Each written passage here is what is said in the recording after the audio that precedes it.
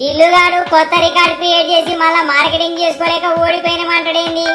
అదైతే నిజమే. మా బీఆర్ఎస్, మా కేసీఆర్, మా కేటీఆర్ మస్తుగా డెవలప్ చేసిండ్రు.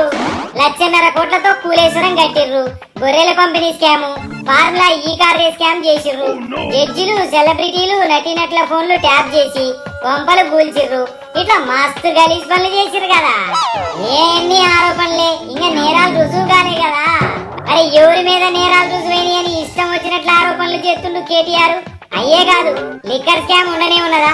ఇసుక దోపిడీ గురించి చెప్పాల్సిన అవసరమే లేదుగా. ఇవన్నీ జనాలు నమ్మిండ్రు కాబట్టి మూల కూర్చోబెట్టిండ్రని పార్టీల అంతర్గతంగా చర్చ నడుస్తుంది. కాకపోతే బయటికి చెప్పలేకపోతున్నాం గంతే. ఇక బీఆర్ఎస్ చేసినంత ఎన్నికల ఖర్చు ఏ పార్టీ కూడా చేయలే. సోషల్ మీడియాను కొనేసిండు, అయినా ప్రచారం చేసుకోలేదు అన్నాడు చూడు. అందుకనే జనాలు పగలబడి నవ్వుతుర్రు. అదైతే నిజమే లేకి. ప్రచారం కోసం మా బీఆర్ఎస్ కి ఖర్చు చేసినంత ఏ పార్టీ కూడా ఖర్చు చేయలేదు. స్కామ్లు చేస్తే జనాలు చూస్తూ ఊకోరు కదా, తీసి బండకేసి కొడతారు. కేటీఆర్ ను కూడా గట్టనే కొట్టిర్రు, అయినా బుద్ధి రాలే.